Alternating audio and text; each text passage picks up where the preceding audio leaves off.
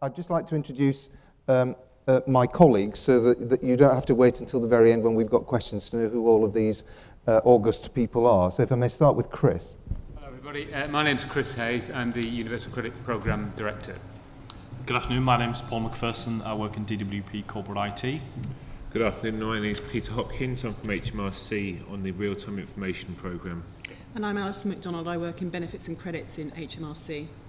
So you'll have an opportunity after I speak and then Chris speaks to sort of take up any of the comments or questions that you want with me, Chris, or indeed any of the panel. We want you to take the opportunity to do that because these things don't come around very often and we're at the very start of something very, very special. And for those that haven't yet come across the stand, there is a stand for Universal Credit 2 where you can see the very, very first part of the Universal Credit IT build already done for certain types of customers where people can claim there and then because it's linked to our live services at Accenture. And I say that because it's a bit unusual in a program of this scale that we have working technology, the software, developed and delivered more than 2.5 years before we need it. Chris will say a lot more about why that is and what is the approach we're adopting and the issues and the benefits that arise from that. I will end, before we go into questions, with a very small animated video, which I hope sort of brings it all together for you in a way. What I'm going to make sure we cover, though, are the following. A little bit more about the reasons why these changes are necessary, what we think universal credit is all about, why it's important to make work pay, because it's not always evident to a lot of our customers that that is the case, and also about the cross-government working that's necessary.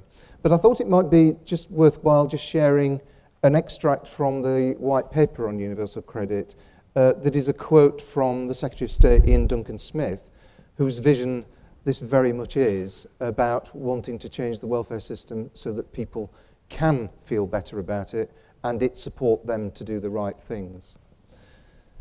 He said universal credit will mean that people will be consistently and transparently better off for each hour they work and every pound they earn.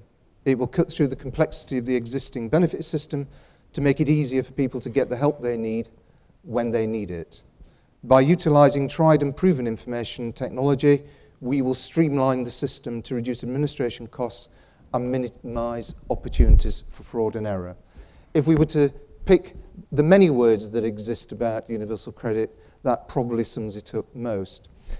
But I think rather than hearing what the Secretary of State said about it, and more importantly what Chris and I are going to say about it, it's to me quite important that you also have the opportunity to hear what is typically what a lot of customers today say about this. And these, so we're now going to show on the screen some quotes and voiceovers of those quotes, because these are real comments amongst many others that are similar that we're picking up through the research that we're doing with users and customers of today's services. So the first one.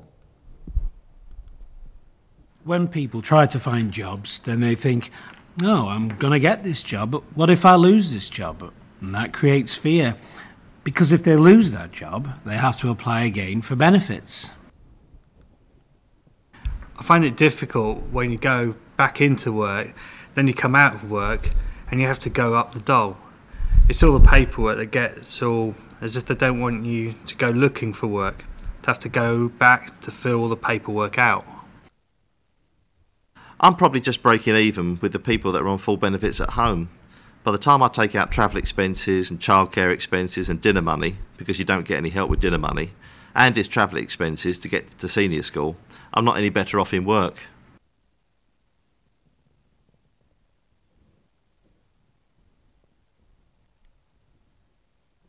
I'm pressing the buzzer. The first technical glitch. Well, my work has actually asked me to increase my hours, and I've said no. So people had an argument about that one. My work has actually asked me to increase my hours, and I've said no. because whatever they pay me more, I'll get it stopped in another way, and all I'll be doing is leaving my kids for an extra day. Leaving them an extra day to go to work for no more money. Well, I see it as an issue in the sense that it's almost like, for example, kind of justifying for people not to find a job. I mean, think about it. Nobody's going to find a crappy part-time job, you know, just by working it out. They're going to lose their benefits and they're probably going to end up paying more for their council tax. It's just basic mathematics. It's just not worth it. So what those quotes seek to do is, through a representative examples of what people have said to us through the research that we're doing, is there's an awful lot of people don't yet believe or feel confident in thinking that by trying to do the right thing in taking up a job if you've been on benefits for some time, that actually you're going to find that easy, that if it doesn't work out, it's going to be easy to stabilise your income again. And so there's a fear created in trying to do the right thing. And on another level, if it wasn't the fear that was stopping people, it's the question of, well, am I really going to be better off because this is so complex in terms of what you have to do across different central and local government interests. I don't know whether I am going to be better off in work, so why should I bother? So those are, if you like, the two very significant issues that we've picked up in relation to doing the right thing. Why should I? And for all of us, it's really important that we change that around and make that something that's much more transparent and easier to both understand and then do. And we think universal credit, in the way that we're going about designing it, is about addressing all of those things. So what is it about the case for change that suggests that, you know, this is worth doing? Well, it's a major undertaking, there's no doubt about it. We are talking about, today, there are 19 million individual claims that exist to the variety of benefits and tax credits that exist today. And in the world of universal credit, that will be 8 million household payments because of the changes that will be made from dealing with individuals to couples in households. And so what we want to do is ensure that the complexity of the multiple benefits that exist today, we do something very simple about that, so you have an in and out of work credit that is your credit subject to any income that you have. And Chris will say more. And I say that very much from my personal experience too, which you're at liberty, of course, to disagree with, but my experience of having grown up from a relatively young boy of 16 to the roles that I've undertaken both in operations and leading operations, the system we have today is very, very complex. And for the reasons that customers have told us, it's not one that's actually achieving the right outcomes either. It's astonishing to think there are over 10,000 pages of guidance that does its best to support our staff in delivering such a complex set of benefits. There's something that needs 10,000 pages. If we only looked at that, it must tell you, look again, please. And we all know it's not just expensive in terms of what we do with Social Security, it's expensive also to deliver. So universal credit itself, for us, and I'm clicking again, my little friend behind the scene. Here we go. As I said, the biggest change. I don't necessarily take great pride in saying the biggest change, because that also brings all sorts of connotations that means this is a huge undertaking that has its own complexity and risks that we have to carefully think through and manage. And again, Chris will talk more about how we're doing that in his session. But it is about ensuring that whether you're in or out of work as a working age person, your main income will be universal credit. It won't be something else. There'll be other benefits still payable, like, for example, disability living allowance, because that's not part of universal credit. But for the vast majority of people, your income will be universal credit, whether you're in or out of work. And the thing that will change the amount, by and large, of what you're entitled to is, of course, whether you've got any earnings associated with it. But we do think by making it simpler, more transparent, people easier to ensure that they can understand what it means to change their income in starting work from benefits, we think it has the benefit and the opportunity to ensure we can also change the attitude to thinking about work too. One of the things that's quite fascinating are these two quotes. They're very sobering. For every tube stop, for those of us who are familiar with London, on the Jubilee line going east from Westminster to Canning Town, life expectancy deteriorates by 1 year because of people further out from Westminster living in poverty. Because poverty is something that isn't just about people living on less income, it is also associated with health issues and very real evidence to support life expectancy. So the more people that we can support to do work, whether or not that's something that they feel at first, will anybody see them as a reasonable person to employ? When I was in Jobs Centre Plus, I saw some fantastic stories about people who gave up on themselves first before any employer would have given up on them. So it starts here first and foremost. And if you think about the second fact, that in Glasgow, life expectancy in just 2 different neighbourhoods of Glasgow, because of the density of wealth and poverty, can be as great as 28 years. Now, for any of us who are interested in public service and better social outcomes, I don't care what political party we support, those are things that we just cannot afford to ignore. There's an important need to do something about it. And if work is a route to which you can address some of that, it is right that we should ensure that we look at it. So this is about doing our best to ensure that the number of households that have nobody working in it, or in some families, never any work in that family, then we are about ensuring we do something about it. Ensuring that the children that are growing up in poverty have a better start. Whether or not, again, these aren't for me political statements. These are things that I hope we all have a shared interest in, because no one wants to see disadvantaged people not having a better opportunity. Because we think through the simplified welfare system, we can begin to address some of those deep-seated issues that have been so long difficult to address. And importantly, and many of us in this room, if not all of us, are also taxpayers, how are we seeing the government support what we do by spending every pound that we give up in our taxes as wisely and as importantly as possible. So the very real interest that we do that well because of the people who fund the service. So making work pay. For all the reasons I've described, complexity is a real reason for people not trying it in some very significant proportion of experiences. And we're getting that through the insight that we're doing through an organisation that's doing this independently of the civil servants. We commission them to do it so that hopefully the conversations are without risk to people having these conversations. I've watched some of them. They're staggering, the amount of fear and anxiety that many people have about trying to do the right thing. Under the universal credit, people will keep more of what they've earned rather than today's system, because it is astonishing to think that for every pound in the current benefit system, if someone starts work, you don't keep very, very much of it. In the cases of today, you can be left with only 10p of every pound that you earn, and under universal credit, we will be setting up a system that's subject to what the economic drivers of the country are. The same way that we can look at changes to taxation rates, we can look at the rates to which we can help people keep more of their income on starting work than ever before, than the current system would allow us to do. So for every pound, £10 earned in this scenario under universal credit, £3.40 will be kept, not just a very, very small amount.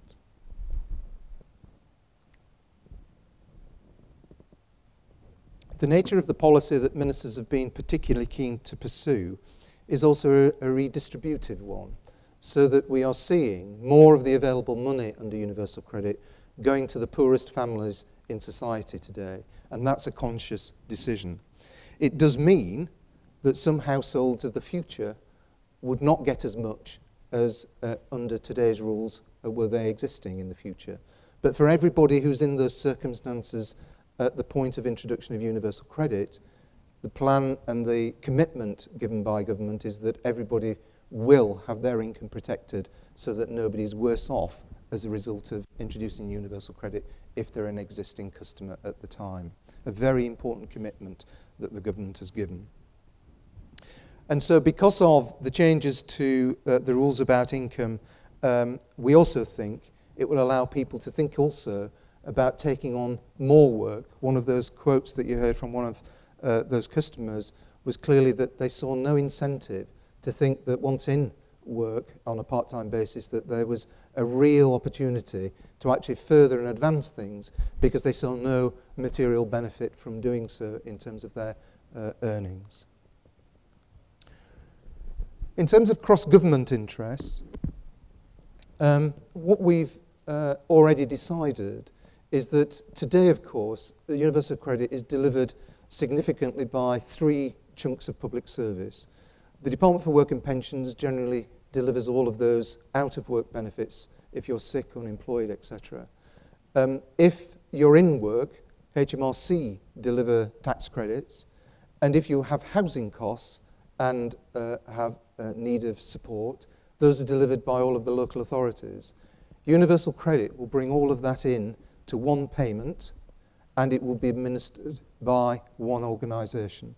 DWP have been asked to lead the planning and implementation of that, but we have announced very, very clearly that that cannot be done in isolation to the expertise and knowledge of people who are involved in delivering today's benefits and tax credits. So there will be a significant need, certainly for DWP and HMRC, to ensure that the planning and implementation of this is a true partnered approach, and we will look at, during the period of closer to implementation, the extent to which and the role local authorities can continue to have in supporting, as they do, many of our most vulnerable customers. So this will have significant impact across government too. So I could list many, but just say, for example, today, passported benefits that are associated with social security benefits, so free school meals, is a prime example. The Department for Work and Pensions has no authority over those things, other than the Department for Education makes a judgment with local authorities when is a free school meal appropriate to the level of income that a parent has. And the proxy that people use for that are the existing benefits today in the social security system. So we need to work with colleagues across government very carefully about the impacts that arise, so that in some way or another we don't diminish the incentives to work, where people can then point to, well, you're going to make me worse off because I lose everything at the point I start work. We're going to plan carefully those issues so that those unintended consequences don't materialise. And it goes without saying, the engagement with stakeholders supporting customers today is very, very important.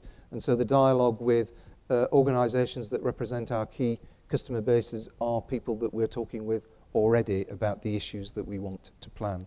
And the biggest stakeholder in all of this, of course, are today's recipients of welfare and tax credits. And that's why we're undertaking the commitment of the research using, for everything that we design, we test it with the people that we hope will be the users of it in future. On that point, I'm going to invite Chris to take you through more of the how, and then you'll hear a bit more from me, and then we'll take some questions. Chris. Thanks. Terry, thanks very much. Terry went through the social and political context behind the reform, and really the rationale and the broad aims. What I want to take you through really is the programme aims, some innovation in design. Not only are we tackling the biggest welfare reform in 60 years, but we were doing it in a different way, and we're very proud of the fact, and I'll take you through some of those new ways of working. And also very briefly take you through what this will look like for the claimant, the person who will claim benefit, and something about how we're going to transfer existing people. Terry mentioned it, the 19 million claims to 8 million households. So looking at really the aims of the programme, clearly one of our key aims is to make sure that people are encouraged, supported to move into work and to take up more work if they're already in work.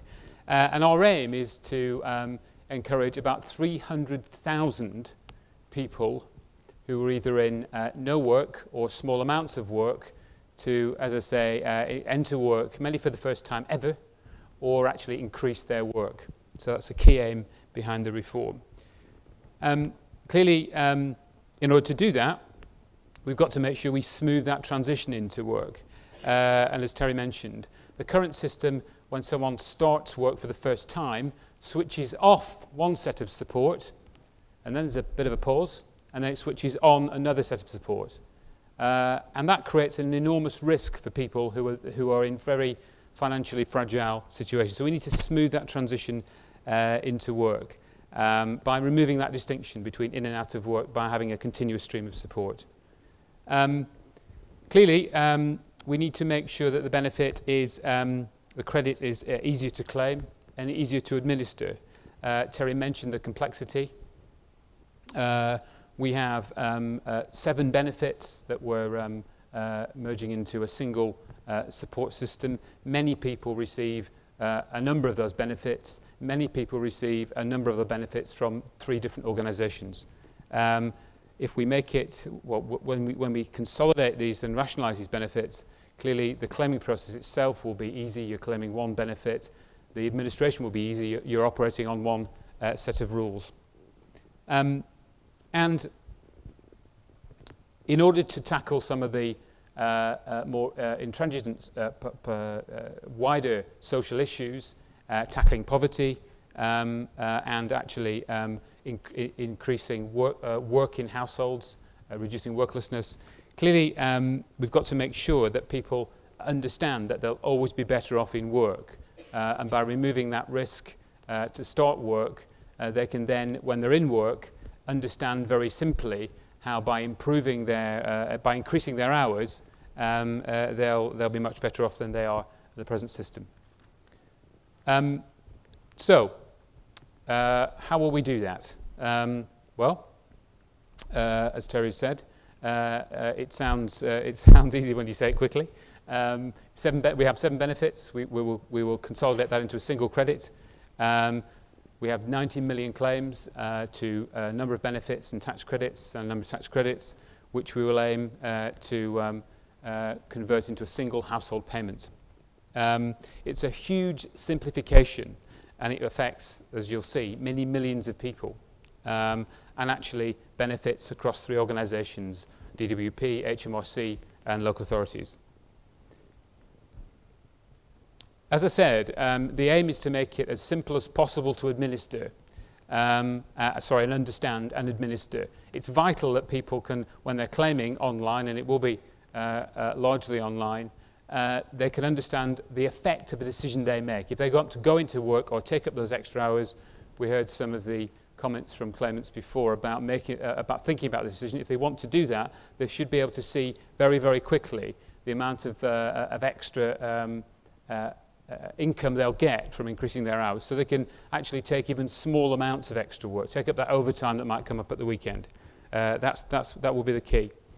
And it will reduce fraud and error in some ways structurally. For example, because we're actually getting earnings on a monthly basis through the HMRC system, which they're developing. Tax credits now are reconciled on an annual basis.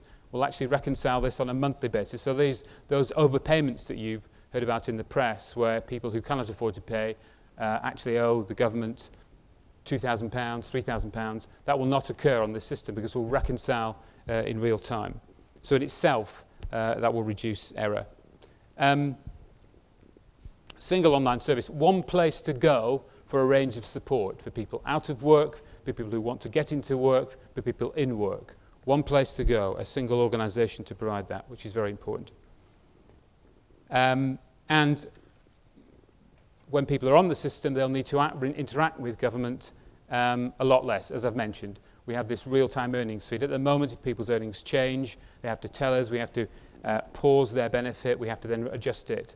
Under this new system, we'll get an automatic feed of earnings from employers via HMRC, so we can adjust benefits automatically.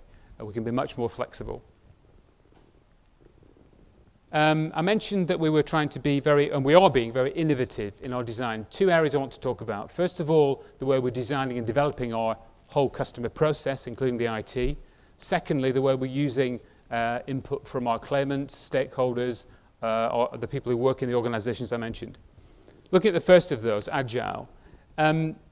This is a huge delivery challenge to get all that done by October 2013.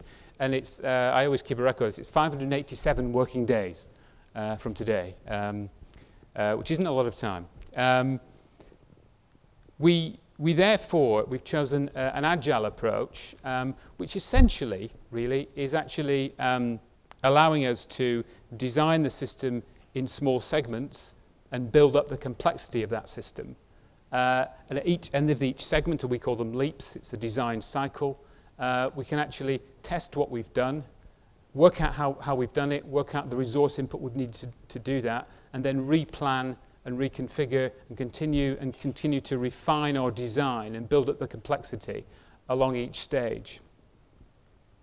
And this is an established approach in the commercial area, often used for software development. It has been used in the government area, and it's been used actually in DWP on a smaller project.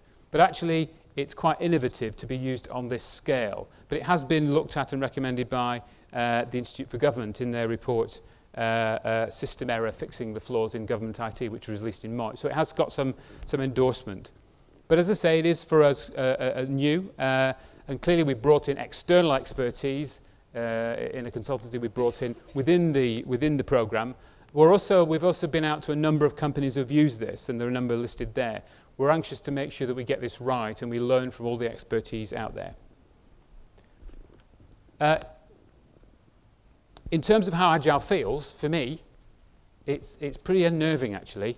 If you have a kind of a standard program development, you have what's known as waterfall, where you do all your design and specifications first, and then you start to think about and start to build the system, and then you start to test the system, and then you start to integrate the system. This is entirely different because actually it's unfolding in front of us, and that can be quite scary because actually you're learning in each leap. But in a sense, once you've gone through one of these cycles, you have actually got something built. You have components for the IT system, you have things that support the customer learning and development material, you have things like contact center scripts already being built as you go, and you build up that complexity. So we are building parts of the system now. We have built parts of the system now. We are then able to refine this as we go. We test it with our staff. We've got staff in our teams, in our Agile teams up in Warrington, from HMRC, from DWP, from local authorities. We've got customers in there as well, which I'll explain more about in a minute. So we're testing it as we go with the people who will have to operate it, with the people who will have to experience it. And then we can refine it as we go. Because that does allow, and we have actually changed our ideas, changed our thinking because of that feedback. And it really is enhancing what we do and making us more confident that the system we're designing is what it needs to be, as I mentioned earlier, easy to operate, simple to understand, so people can make the right decisions that we want them to make. It does. There's a saying in Agile, which is again pretty scary from a program manager, program director point of view, which is you fail early. You do. You understand what's gone wrong very early on. You don't wait 6 months to do the user requirement and then find out when you've designed it and tested it 18 months down the line that it doesn't work. You find out on a real-time basis, and you can adjust as you go along, which is why we've chosen this. And because of this approach, because of the way we've done this, already, a few months into our program, in the first 6 months of a 2-year development program, in the first year of a 5-year transition program, we've already designed a system that will actually pay universal credit to a limited number of customers. And here's a demonstration of it.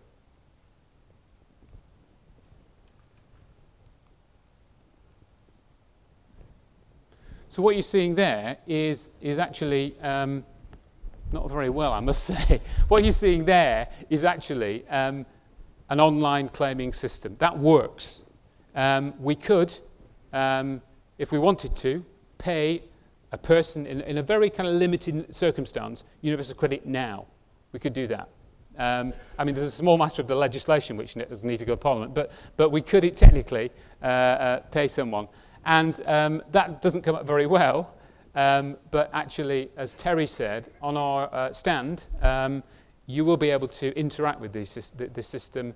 And actually, I'd recommend you go down there because, again, if you have any feedback on how that looks, that won't be the finished product. That's what we call a wireframe.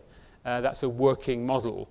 We will obviously need to change the front end of that, and we're getting some specialist advice on that to make sure that it works properly, including testing it with our customers and talking to them about which kind of interfaces online they found most helpful. And that design so far has been shaped by claimants we've spoken to.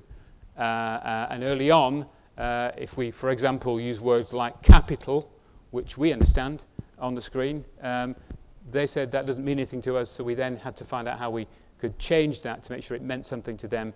And actually, we've changed the display several times in discussion with claimants. Okay. Let me then move on to that second innovation, which is our insight work. Really, this is about, and it's kind of, self-evident, isn't it, really? If someone's going to have to use the system, you talk to them about how best you design it. It's self-evident, but very rarely done on this scale. So what we've done is we've got groups of customers at the original outset of the program, because it is central, as that point makes there, it is central to our design.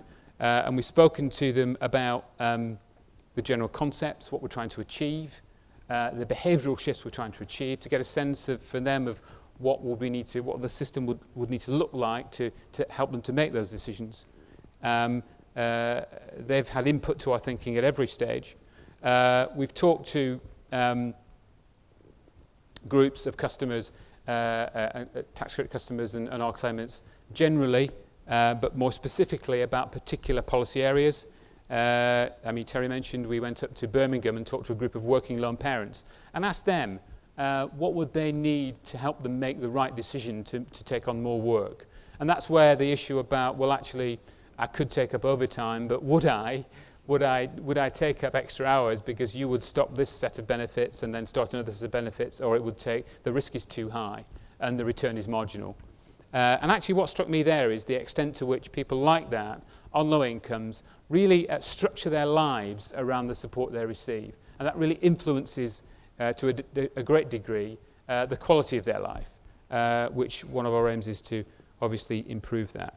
And we've spoken to specific groups about specific areas. We spoke to a group of young people about conditionality, which is what we require people to do in certain groups to get benefit. And they give us some very good insights into actually what they would need to do, the agreement they would want to make with an advisor in order to persuade them to look for more work and to persuade their peers, which is more important. And we test with them as we go. So we design, we talk to them, we design, we test. Does this work? Is this easy to use? Do you understand what we're trying to do? And that's the key innovation in our insight approach, and that's, I believe, will make it successful. So, what will it look like? Well, at the heart of this has got to be a simple system. So essentially, there are some very straightforward stages that we will take our claimants through, as you would expect.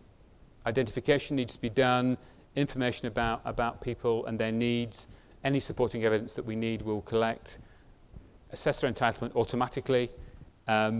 Clearly, for the self-employed, because they're not on the pay-as-you-earn scheme, we have a separate system where they'll have to report earnings to us. We'll explain whether they need to do certain things for their benefit, depending on which group they're in.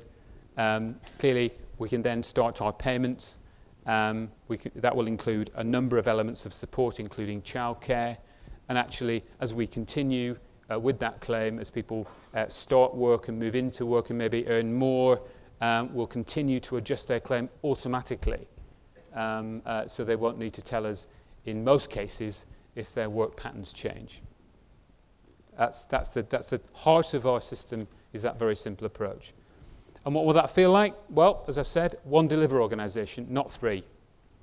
Online, we're aiming for 80% of our transactions to be online, and about 67% of that to be self-service.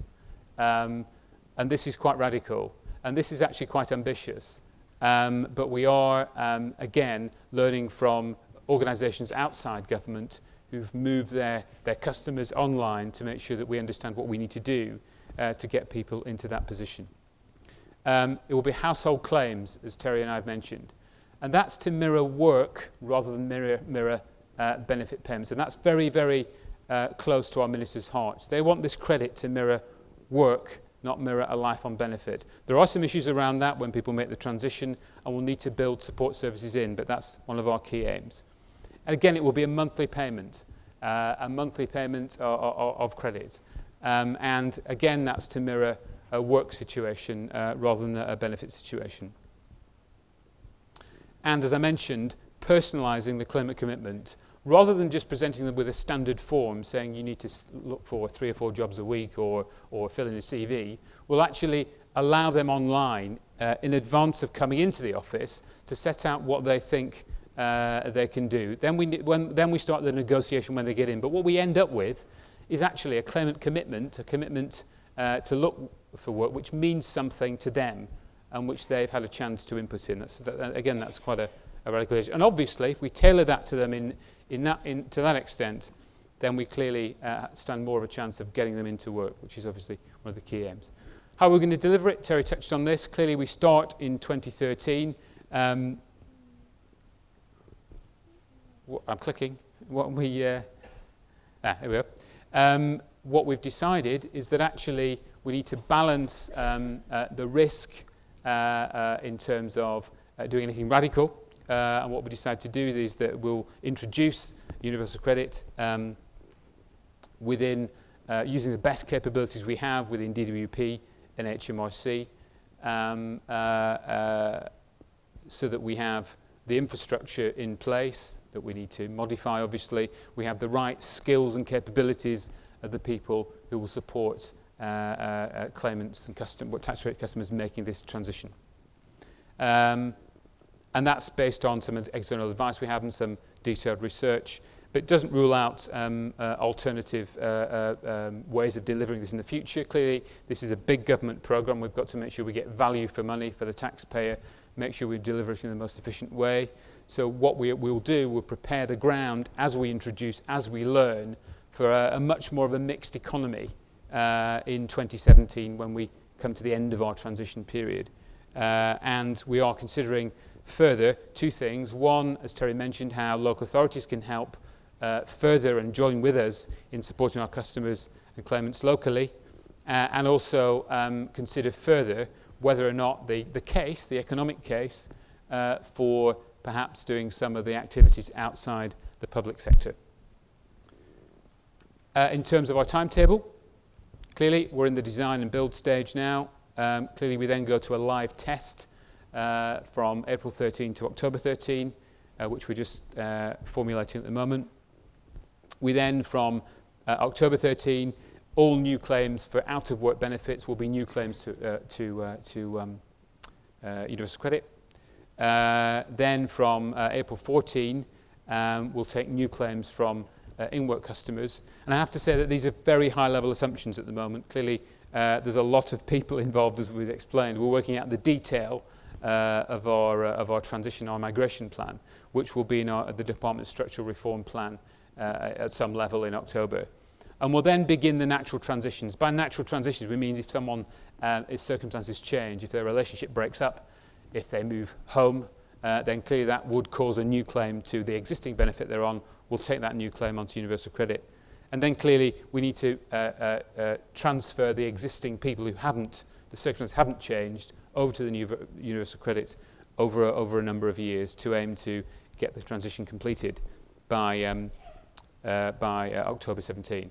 But as I say, that was a high-level high-level assumptions at the moment. We're working through this. There are a number of tensions, clearly, to achieve the social outcomes for ministers as soon as we can, to minimise the cost of transition, and actually to minimise the risk, to make sure we get the system in that works properly, that people understand that they're responding to in the right way. So it's a significant challenge. As I say, 587 days to go, but we're confident that we'll be paying someone universal credit from October 2013. Okay, Terry, that's all I have. Thank you, Chris. There's just one last bit of that slide, which doesn't quite come out on the thing very well because we've lost. I mean, clearly, the point there is that we clearly need to, at the same time, the existing benefit load will run down as we move people off to the new benefit. Yes. Okay, thanks for that. Apologies that that little video didn't come out in the way that we'd hoped. My ambition was to have the live link running from stage, but because of the swift handovers that were needed between one session and the other, I was rightly persuaded against that because I think that would have been a complete no-no. But that one didn't work as well as either. So do try to make sure you do see the real thing operating on the stand. I think it's very impressive, and I'm quite proud that colleagues have achieved so much in the time available. Now, we're just going to show just 90 seconds of an animation, which, because any program, no matter how small or complex, in the end, needs a good plan. It needs us to execute that well, and it needs us to understand, actually, do we have belief that even the most impossible things, maybe even believe in a miracle or two, that we can achieve things. So, see what you think of this.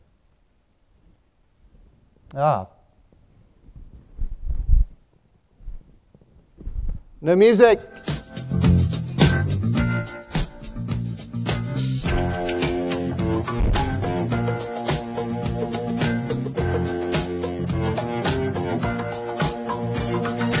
I believe in miracles.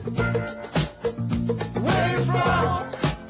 You sexy thing, you. I believe in miracles. Since you came along, you sexy thing.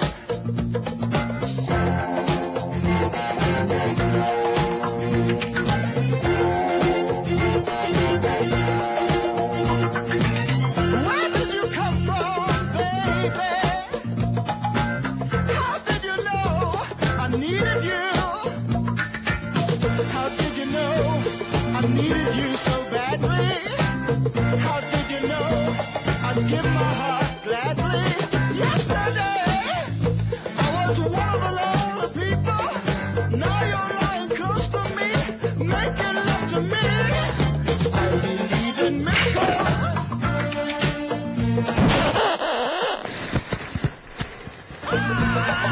Kiss me. Now, You sexy thing. the moral of that is very clearly you can have as much of a seductive and hypnotic dance as you wish to ensure that people that you're wanting to be persuaded you've got the right plan and you can achieve it. There is always the massive broom in this case, which I've summed up as being the major risks in life aren't always apparent. So a program of this nature has huge complexity. And what we need, through the support of as many people as colleagues like you and anywhere else, is that when you hear the story of universal credit and how we're going about it, you should prod and poke and never assume that the risk that you think exists is one that we've understood and actually captured. Because it's very, very critical. We couldn't have a scenario on this program or any other program that we hadn't thought that the actual woman of the holder of that broom actually was going to be there and available and wanting to kill what was otherwise a very successful securing of the piece of cheese. A bit of a silly animation, but I hope the significance of the point I'm making is brought out by a bit of humour. Right, we now have the opportunity for some questions and answers, so feel free. I don't know how this is going to work. I think we've got people in the audience with microphones. I can't see the audience terribly well, so if there's something we can do about the lights, that would be great. Always difficult in an environment to put your hand up first, but I'm sure there's somebody going to want to ask something. Oh, yes, great. Behind you. Can we... No, never mind. That lady there. There we go. Hi, my name's Chloe. I work for Civil Service HR. You talked about one household payment. Does that take into account people within that household having their own independent money? Because obviously there's some situations between men and women where you'd want those people to be able to have their own financial independence of that other person. Chris? It does, actually. This is quite a, in one sense, a radical departure for us, but in one sense it isn't. We do now, under the benefits we pay, the working age benefits we pay, talk about benefit units. So people are in, if they're in a household and they want to claim benefit, then we need to know the income of all those people in that household, obviously, because we run a means test. We're extending that that proposition to universal credit, and which will affect to some extent some people who receive tax credit in a way that perhaps hasn't been affected before.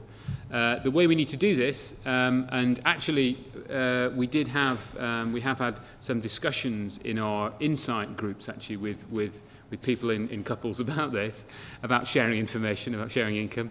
But the way we need to do that is actually to work out the best way of ensuring that we do get one person to take responsibility for the household income, and to make sure that we have people setting out their income either individually, separately on a screen, but that's got to come together in a screen which sets out the whole of the household income. Now, we're not quite there yet in terms of the design, but the principle is that someone needs to take responsibility for that household, and actually we do need to take account and know about income in all of that household. It's just worth saying one qualification, because this is one of the things that sometimes it's not always quite apparent. So if you like, there's a couple with their family in the household. If there are also non-dependent adults in the household, that's a completely separate matter. We may want to have regard to the fact that they're in the house and therefore should they be contributing, but that's an accepted principle under the current welfare system. But we wouldn't pursuing the level of information about them that we would for the people for whom universal credit is payable. That helps. Right, got one here, and then we'll come down here to these two here. And then over. What thought has gone into the vulnerable people who can't actually access any of our services via computer, telephone, or anything like that? And what is the plans for getting to those people? Yeah, it's a great point, because clearly this isn't about building a new welfare system that excludes those people who can't primarily use what we want, which is a digital by default approach. The service design will be about ensuring that we have the ability to support those people. So, in the numbers that Chris talked about, it does acknowledge that there will be a cohort of people wanting to use our service that could never use online services. But it is quite interesting that when you look at, I dug out the latest data, 60% of households today in the bottom quartile of income have access to the internet. So it's not always necessarily that if you're not well off, you don't have access, but there'll also be accessibility issues that we will be planning for ensuring that in those cases we work through intermediaries, that we work through, and this is where the local authorities may have a significant role to support us, and we may be using very important resources of our own to ensure that we help people do the right thing online, even if they don't at first feel comfortable about it. But is there anything more any colleague wants to add? Well, I think fundamentally the design of the technology certainly will be available through a number of channels, as Terry mentioned, including a number of digital channels. We're also exploring a number of new technologies in the telephony space as well, which doesn't necessarily mean we have to have an advisor at the end of the phone, but there are new technologies emerging which allow us to do more self-service using telephony routes. So I think there's a number of channels available to us to address that. You want to come back? I appreciate all that, but I'm talking about the people who have not got a telephone, who are deaf, who are disabled, cannot actually get into the system, have not. I appreciate what you're saying. We're talking, how are we, is it going to be the local authority or DWP going to be sending out visiting officers, and what technology will be supplied to that, to deliver that? For those people. I'm not talking about people who can't use a computer or whatever. I'm on about the real vulnerable people. Well, in those circumstances, we're going to do no less than we do today. is the first thing to say by way of a commitment, and that's, ministers are pretty clear about that. So today's service, that is the visiting service that's offered by the Department for Work and Pensions, will continue for those circumstances that need it most.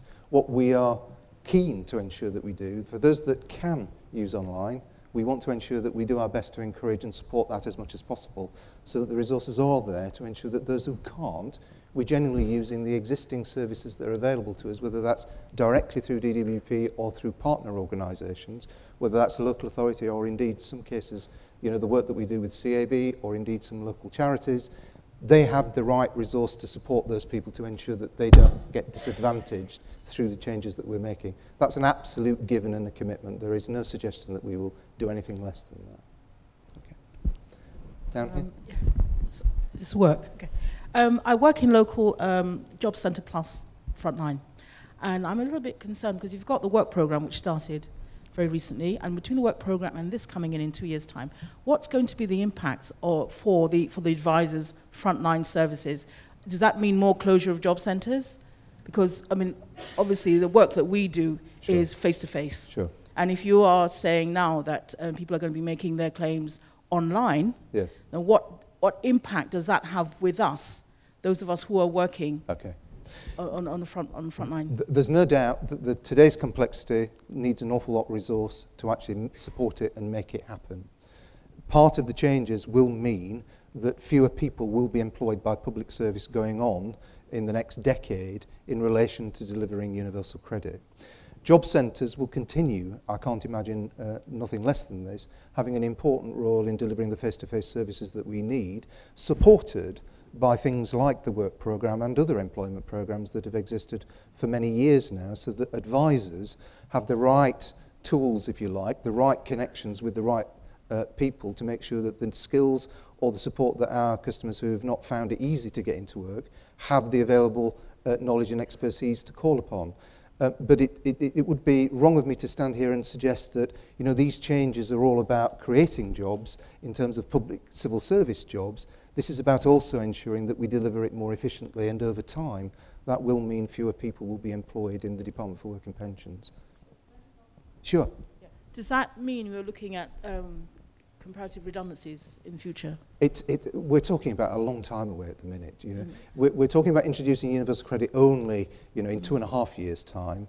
We're not even thinking we're going to finish it, if you remember from the slide here, until 2017 to do all of that. And in that period, we will know what sorts of impacts in terms of our ability to run the service, what it needs by way of its resources, so that we have a better view. So the extent to which we should talk about, you know, redundancies here and now, I think would be premature. We've got, yes. James Wardrope, Ordnance Survey. It's a slightly technical question, I suppose, directed to you, Paul. But really, what have you put into the system to help with address verification, and how you're going about actually linking the individual to a property or a household? How are you actually doing that within the system? And what are you putting into place for that? So you're talking about individual verification there, yeah? Yeah, and address verification as well. Okay.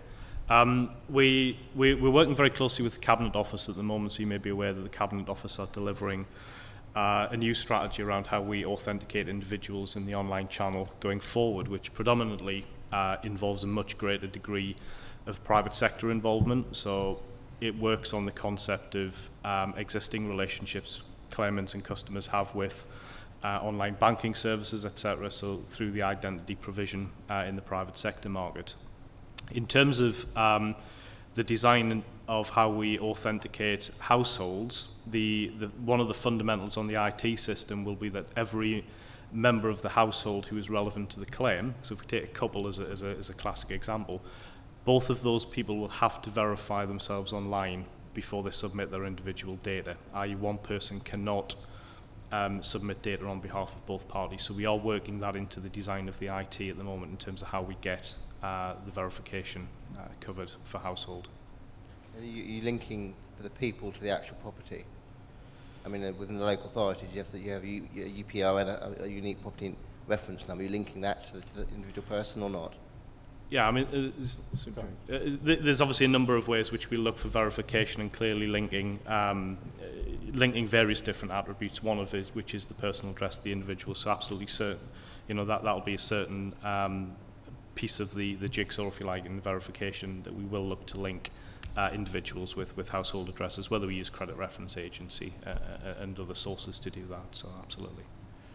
Okay, thank you. We've got the microphone there, sorry, and then we'll come here. Peter Faherty from HMRC. You talked about integrating the employer data into your system with the monthly updates.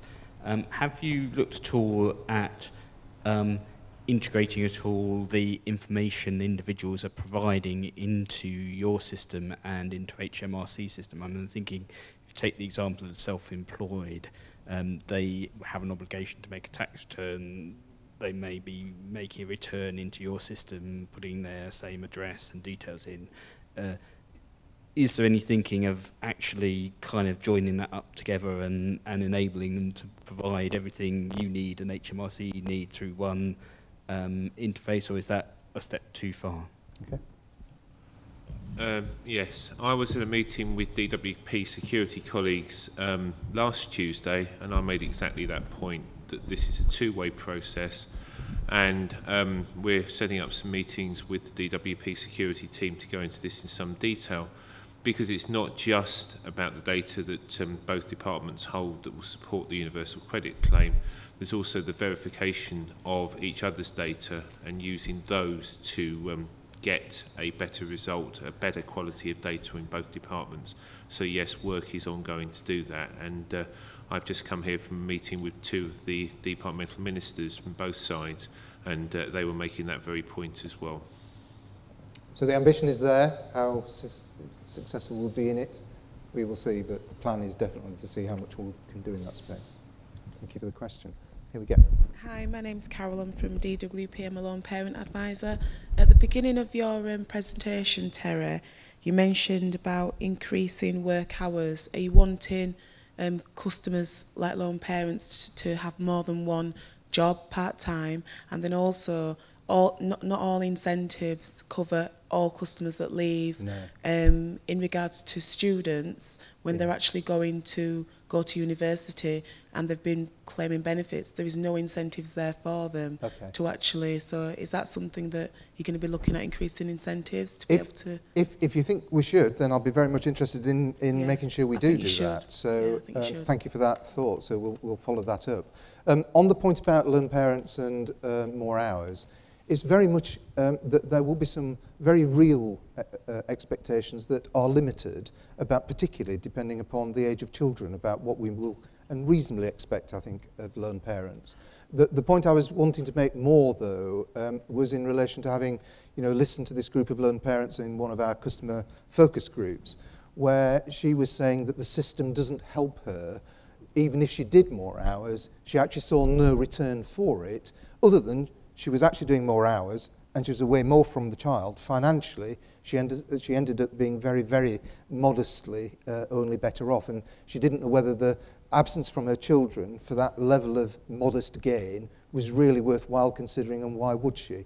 And that is quite an important thing to reflect on. So what we want universal credit to be is that if people do want to do hours because they think over time they're on shall we say, a plan to improve their hours and possibly at some point be full-time, we shouldn't have a welfare system that disincentivizes them to do that. We want a welfare system that would actually support them doing that, not the other way around. So that's what we're tackling with universal credit. Who's next? Where's the microphone now? There's a lady with a hand up there at...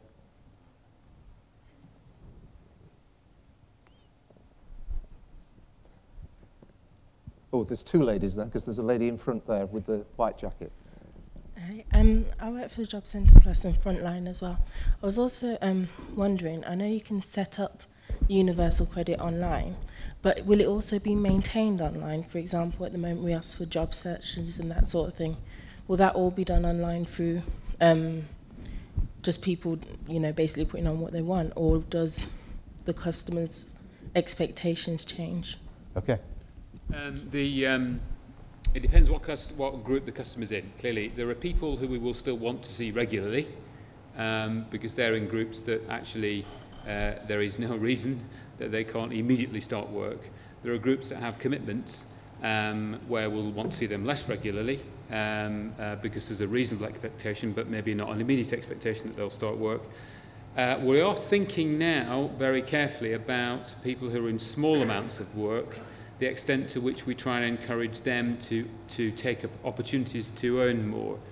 So it will vary, and certainly the people who are in work, we're thinking very carefully about how we might encourage them through an online process, through actually telling them about jobs in their area that they are in the same sector that they're working in that may earn them some more money, and encourage them to increase their skills. So there's a range of opportunities we can put online for people interacting with the system, but there will still be people that we want to see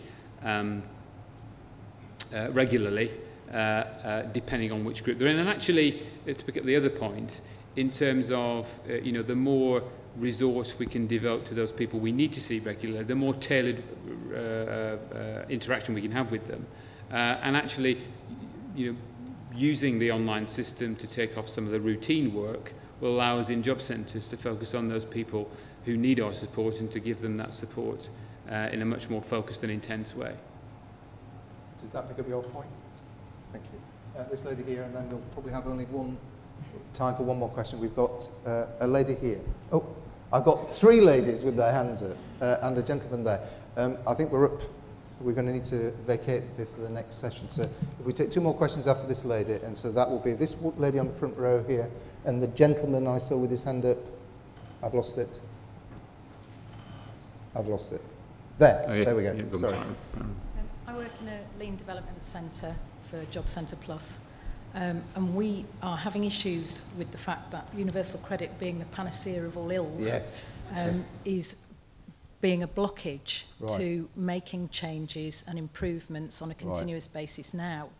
The timeline you've given us shows that there may be customers in receipt of legacy benefits up till 2017. Yeah. How do we overcome this stop on changes, and at the same time, how do we feed in the valuable ideas that we're getting to the design of universal credit? Great question. And there is a danger that everybody feels that universal credit will be this great new answer to everybody's ills and woes and issues, and it will be a very dangerous thing to keep assuming. There is nevertheless an important balance to strike between those things that we know we can do today and to what extent they need investment. Do they give us the right outcomes in the period up until 2013 and possibly by 17? The judgment we have to take is, if it's costly, do we get the efficiencies out of it and customer service benefits out of it? If we don't, then we have to take a very, I think, hard decision to say, despite it being better for us, the investment wouldn't be well returned in the period that we would need it. If it would, then I think there should be a very legitimate conversation. And colleagues, my executive team colleagues, for example, we, through the new structure we want to create from October, want to ensure that continuous improvement is a core element of listening and acting upon the very best ideas that we can ensure we put our weight behind. So in my new role in October as Chief Operating Officer for DWP, I will have a senior colleague sat around my table who has the responsibility for continuous improvement, and I will want to ensure that there are systems that capture these ideas, but there may be some that never see the light of day for the reasons I've just described, and others I'd hope we gave the right sort of support to make happen. Right, we've got this lady down here. I just wondered if you have any advice for other departments who might be hoping to use agile techniques in their projects. I'm Susanna Bracknell from Civil Service World. Okay. I think people first and foremost need to read the Institute for Government's report, Systems Error, because that starts talking about why thinking about adopting agile techniques for development is very, very important, and where it isn't important and would be the wrong thing. So it does distinguish about agile isn't, again, a panacea for everything. But for us, I would say that you open your mind to a potential different way of working that actually energizes people. It gets to the heart of a better culture because we're empowering people like you, who know the job that we're doing today, actually understanding the issues about what could be done differently and better, and actually putting them in a room. So I'll just give you a tiny example. We have our Agile teams at the moment located in one part of the country deliberately. And when I took Ian Duncan-Smith to it 3 weeks ago, when he went and chatted to people, there were about, in whatever part of the process he was sat, probably no more than a dozen or 15 people.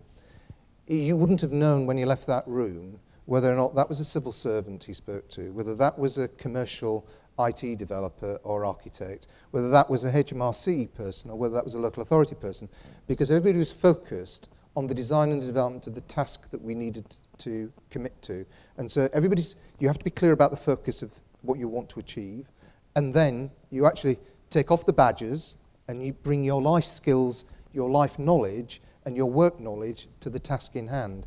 And actually having that then built literally overnight, in some respects, the technology ends of that, to then be tested ultimately in the cycle with real users, whether it's staff or customers, it really is a liberating experience. And today, if we'd have, the alternative in program management is usually referred to as waterfall approach. And we knew that with waterfall, the earliest we could deliver universal credit is 2015. We know that had it not been Agile, the working technology that you can see on the stand downstairs today would not even be been built now. So these are the things that, in real terms, it's not just about the technology build, it is also about the associated products that you need, whether it's learning, development and guidance, that are all created at the point in time those things are done. I would encourage every government department, and this is what the Institute for Government has recommended, and indeed has been accepted by the Government Chief Information Officer. Agile is a way of working that we all need to embrace for the right programs. That gentleman now has the privilege of the last question. Thank you very much. I'm Paul Lanza from HMRC. I've been working on and off with tax credits and child benefit for about 4 or 5 years, so I know something about it. I have to say, I was very pleasantly surprised by your presentation. I had expected the usual story of a government IT project, and it is completely different. It feels different, and the thing you said about Agile, it really strikes a chord with me. It's absolutely the right way to do it. You've got to test these things out with customers, because that's the only way that you find out what's going to go wrong. You did in your presentation ask for what we thought were the difficulties that you hadn't spotted. I won't give you the full list, or maybe even the top 10. I'll just stick to one for now, because we're pushed for time.